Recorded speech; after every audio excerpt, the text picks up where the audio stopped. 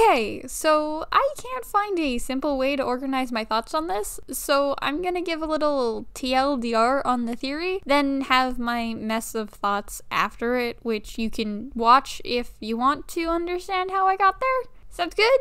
Good. TLDR.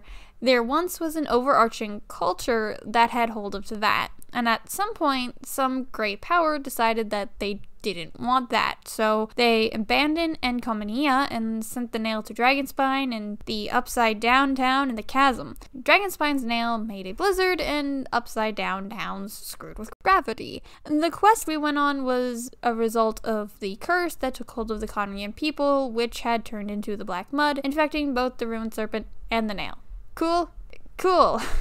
Now, for those who are interested in the reasoning, when we're running around in the chasm with Dane and come across the Upside Down city, he notes that the architecture is a lot like that from Khaenri'ah. But it's not the only place where that architecture can be seen. In Enkanomiya, the buildings are identical, especially the library and the one bell house. Now, this can be taken as an example of reusing assets, considering crunch time. However, considering that the characters bothered to comment on it, it feels like it should be important. Especially because hints of this architecture can be found all over certain areas of Teyvat if you look. Like, there are the hypostasis' little homes, there's the insides of domains, around the ruins near Mondstadt, and even in the remnants of Dragonspine. And the latter one shouldn't be too surprising. What with both areas having a nail, which suggests another possible connection. See, Dragonspine had the princess who could have visions of the future, and those murals that seem to point to the idea of the people of Dragonspine having a connection to and receiving blessings from the heavens, or what we now know as Celestia.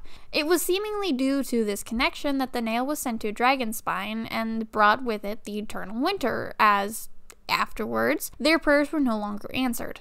Meanwhile, in Upside Down Town, as I shall keep calling it until someone gives it a better name, they have the cleansing fountain that is able to prevent the effects of the Khaenri'ah curse somewhat, a thing that nothing else in Teyvat is capable of. This would theoretically be the thing that the nail was sent to interfere with. After all, it's not uncommon for myths and even some current religions to have holy waters or lakes that can cleanse a person who bathes in it, so it would make sense if this fountain was a holy object or place.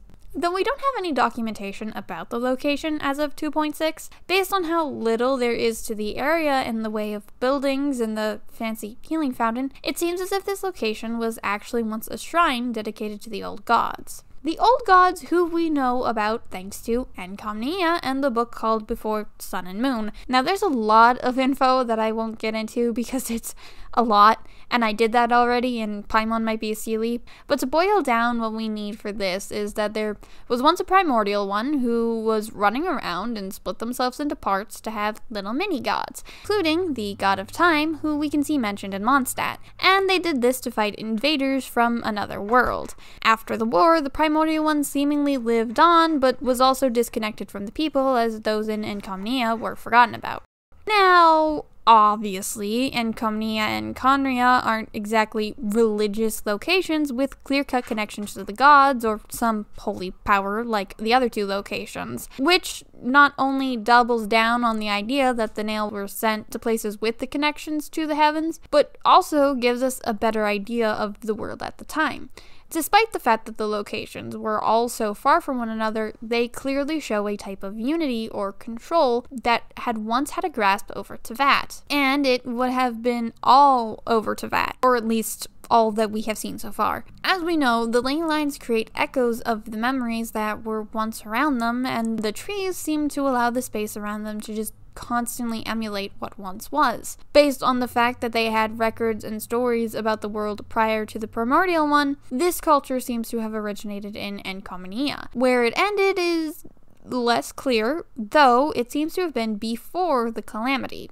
Maybe even before the Archons. But something happened after the primordial one and their shades went to war, which made it so that their previous connections needed to be cut off. By focusing on locations of great importance, such as religious areas, this destruction was guaranteed to be fast and effective, hence the nails and the abandonment, which could also explain part of why Khaenri'ah was different, because they had this connection to this old power that once was, but not so close that it needed to be destroyed. It's kind of a memento of a lost age, which could have been part of why Khaenri'ah didn't fit in with the world order that they had prior to the Calamity. But now we worked our way back to the nail, and so I want to touch on what does the nail in the chasm do. As obvious as it sounds, I believe that the chasm nail is tied to gravity and seemingly only affects certain materials.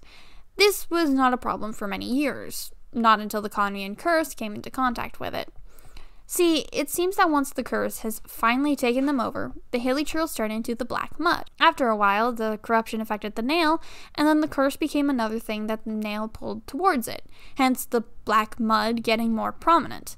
This idea is further proven by the ruined serpent. Not only was it attracted to the nail, but we see it is also infected by the black mud as it's able to utilize it in battle. So, yeah. I think that's everything I wanted to say on the subject.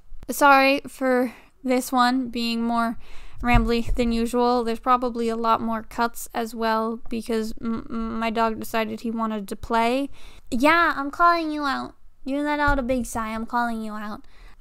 Just also there was a lot of interconnected thoughts and points that I felt were necessary to understand this theory, and it was probably honestly could have been broken up into multiple theories, but the videos wouldn't have been as long, and it's not worth. Yeah. Thanks for sticking around past the TLDR. Have a great day.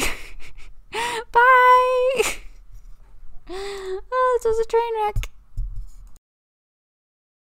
Including the... Yeah! Can you believe it? They split themselves up into parts to have little mini-gods, including the god of...